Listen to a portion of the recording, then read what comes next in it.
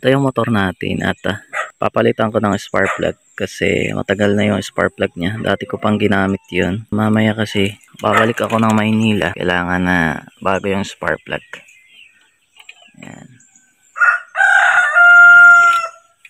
At i-check ko din yung coolant niya kung nagbawas. So, bali apat pala yung spark plug niya. Pakita ko lang sa inyo. Densho brand. Ayan. Apat na ang spark plug.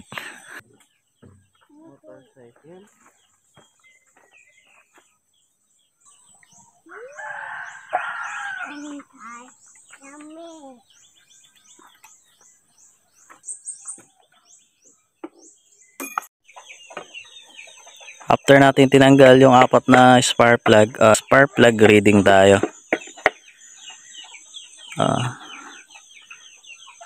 Kikita nyo yung tatlo na kulay brown. Yan yung magandang sunog. Ang problema natin, number 1. Reach yung number 1. Ang ganda ng sunog ng 2, 3, 4. Ganon dapat yung sunog ng spark plug. At kaya ako pinalitan tong spark plug na to kasi hindi ito yung spark plug para talaga dito sa CB400. Ito ay pang underbone. Ito naman talaga yung spark plug ng Super 4. Ayun, half thread. Ito full thread eh. Ito ang sa Super 4, half thread. Ayan yung pagkakaiba. Ayan, so palitan ng bago para mas maganda yung biyahe natin. Ito na ilagay natin. Ayan. Lagay muna natin. Tapos saka natin higpitan. Sa pagpasok na ito, dahan-dahan kasi tatama yung ito niya. Tatama yan pag binagsak mo, tapos mag-iiba yung clearance niya, kaya dapat dahan-dahan. So gamit natin tong pang higpit. Ito yung ginagamit ko. Order ko lang sa Shopee. Sa paghigpit na ito, dapat yung sakto lang. Ang ginagamit ko kamay, tapos gagamitan ko na ito yan para humigpit konti kasi mamaya maputol yung thread ng spark plug. Mahirap pag nangyari yan. At naikapit na natin yung apat. Yan. Bago na yung spark plug natin.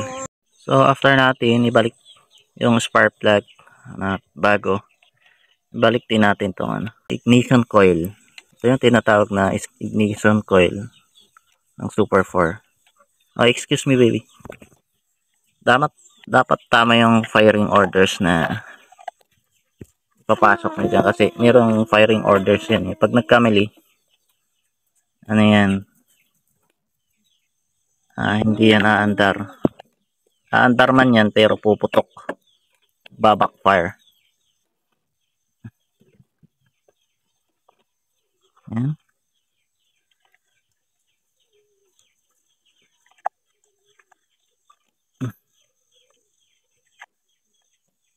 Yan. Tapos check natin tong natin, radiator cap.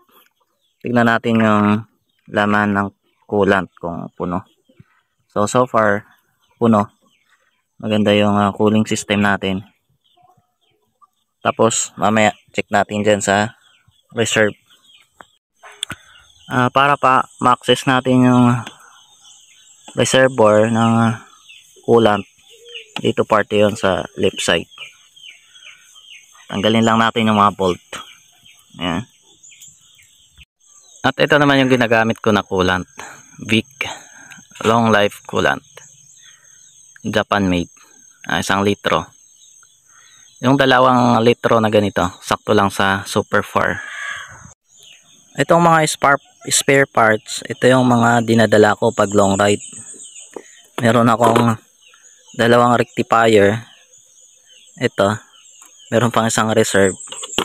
Tapos meron akong clutch cable at meron akong valve, tapos isang CDI na tatagas.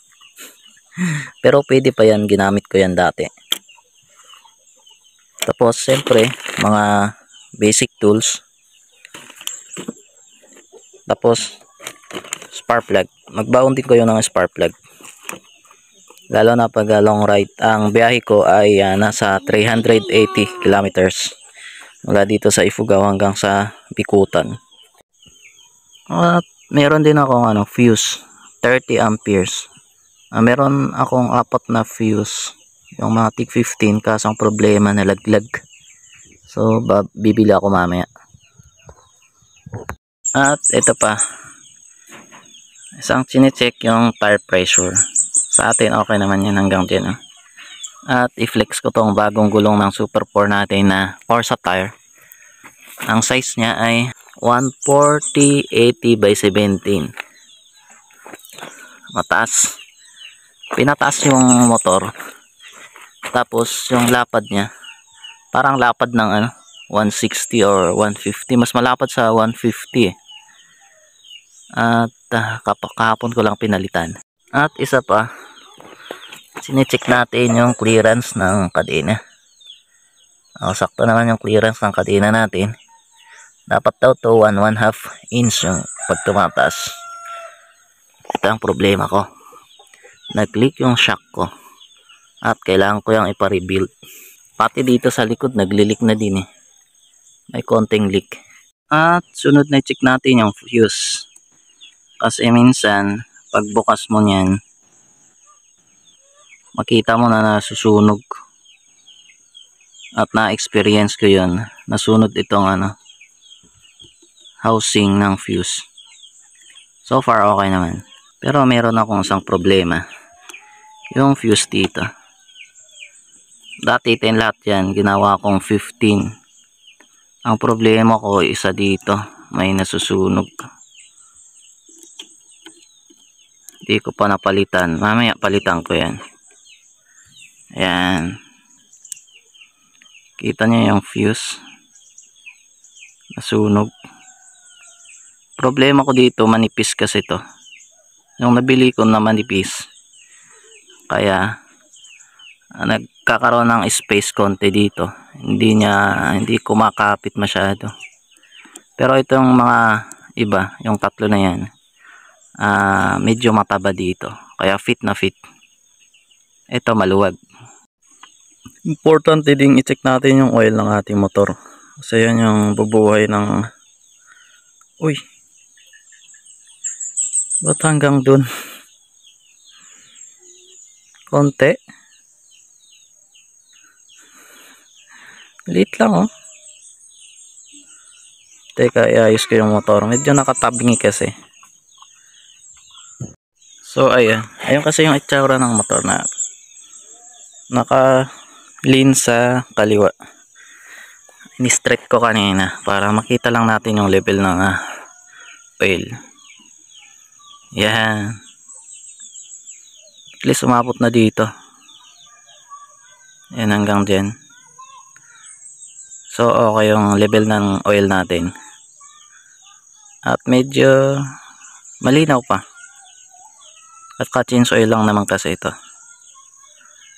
Okay, ayos yan, very good. So after na check natin lahat, okay na tayo sa preno, sa brake. Okay naman. Ang kulang lang dito ay washing. Washing natin yan kasi napakadumi. Tapos ito yung spark plug natin na pinagpalitan. Okay naman yung tatlo, kulay brown. Ito lang talagang isa, kulay black. I-adjust natin yung air and fuel mixture nya. Medyo bawasan natin yung gas. Dagdag tayo ng hangin. At yan naman yung ating rectifier pala. Hindi ko alam kung MOSFET yan, pero ang ganda ng charging nya, wala akong masabi. Di tulad ng dati na bumabagsak. Ito okay na okay yan. Okay din yung coolant natin. So So perfect to para mamaya for long ride. At syempre naikabit na natin yung spark plug. Panda rin natin para makita natin kung working yung spark plug natin. Wow, ayan, umandar. Malamig dito sa amin kaya ano, medyo mababa ang minor. Wait. Yan. So far okay naman. Ayan yung tagapagmana. Mahilig din sa motor. Okay. Ready talaga to. Ang pipe natin Yoshimura R11 na ano tawag dyan, replacement. Namatay. Nalamigan. Ito sa baba, ilog na malawak. Kita nyo yung mga kabundukan na yan.